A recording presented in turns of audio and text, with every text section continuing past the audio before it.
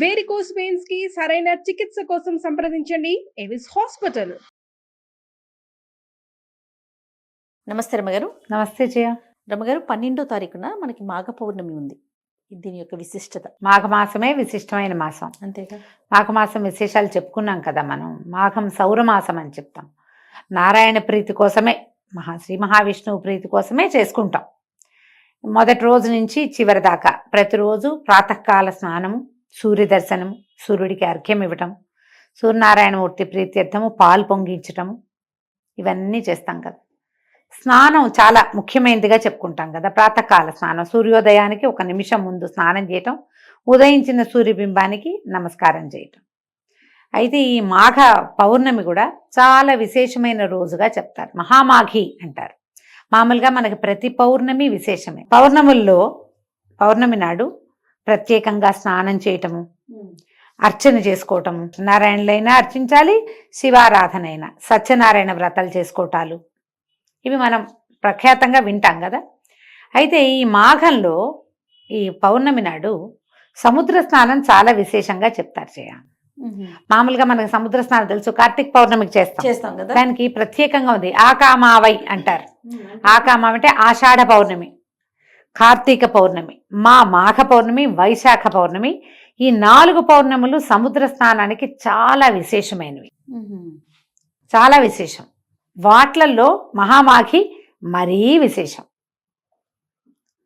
హైదరాబాద్ వాసులకి సముద్రం లేదు, మనం ఏం చేయాలి? మనకు వెంటనే డౌట్స్, మనకు సముద్రం లేదు కదండి అంటే వెళ్ళాలి. ఎక్కడికైనా వెళ్ళలేము, కనీసం ఇంట్లో అయినా పొద్దున్నే స్నానం చేయండి.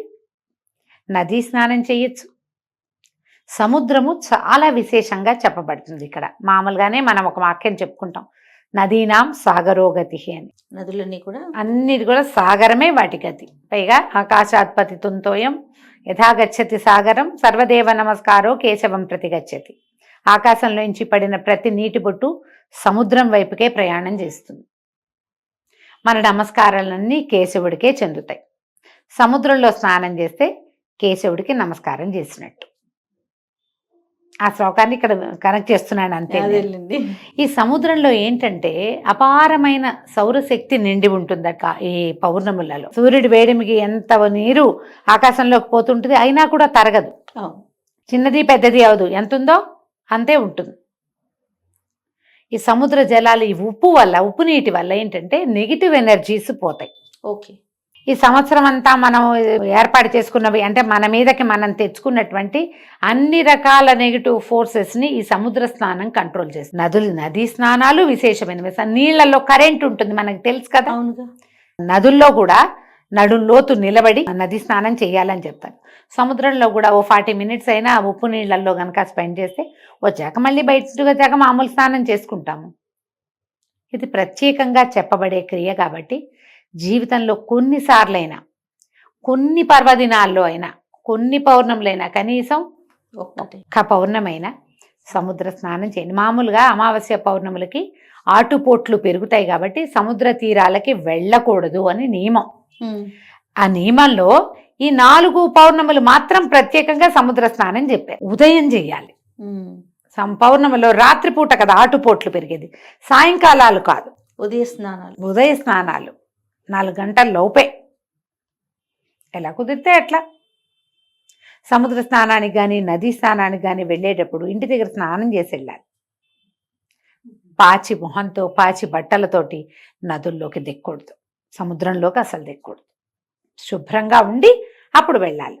పైగా ఇవి పితృదేవతలకి తర్పణాలు విడిచే సమయం, ఇవన్నీ స్థిరంగా ఉంటాయి. ఈసారి పౌర్ణమి ఇంచుమించుగా నాకు గుర్తుండి సంక్రమణం కూడా అప్పుడే ఉన్నట్టుంది. చూద్దామా ఒకసారి? ఒకసారి చూడండి రమ్మ గారు. మీకోసమే క్యాలెండర్ కూడా తెప్పించాను నేను. మామూలుగా పౌర్ణములు మారుతూ ఉంటాయి కదా. మామూలుగా మనకి సంక్రమణాలు జరుగుతాయి కదా. మకర సంక్రమణం ఏమో మన కిందటి నెల 15వ తారీఖు వచ్చింది. ఇప్పుడు ఇంచుమించుగా ఇప్పుడు సంక్రమణం వచ్చేస్తోంది. ఇది కుంభ సంక్రమణం అంటారు. ఈ సంక్రమణము పౌర్ణమి ఒకే రోజు వచ్చినాయి. ఈసారి 12వ తారీఖు ఒకేసారి వచ్చినాయి. సంక్రమణ తిథుల్లో మామూలుగా మనకి పితృతర్పణాలు విడుచుకుంటాం కదా. ఈ మాఘంలో ఈ పౌర్ణమి నాడు మన సముద్రం దగ్గర కూడా పితృతర్పణాలు విడవచ్చు. అది కూడా మంచిదే. పిల్ల జల్ల తీసుకెళ్ళేటప్పుడు కొంచెం జాగ్రత్తగా వహించాలంతే. ఒకవేళ మనం ఏ సముద్ర స్నానానికి ఏ నది స్నానానికి వెళ్ళలేము, ఏమిటండి ఇప్పుడు మాకు సంగతి ఎట్లా అని అందరు అడుగుతుంటారు. కుంభమేళా గురించి చెప్పుకుంటున్నాం, విపరీతంగా ట్రెండింగ్లో ఉంది కుంభమేళా, అంతే కదా. అక్కడికి వెళ్తేనే కుదురుతుంది లేకపోతే కుదరదన్న మాట లేదమ్మా. అసలు అవకాశం ఉన్న వాళ్ళు వెళ్తారు, వాళ్ళు ఏదో అత్యద్భుతమైన వాళ్ళు, వెళ్ళలేని వాళ్ళు, పనికిమాలిన వాళ్ళు అలాంటివి ఏం లేవు. మాకు పుణ్యం వస్తే మీకు రాదు అనకూడదు.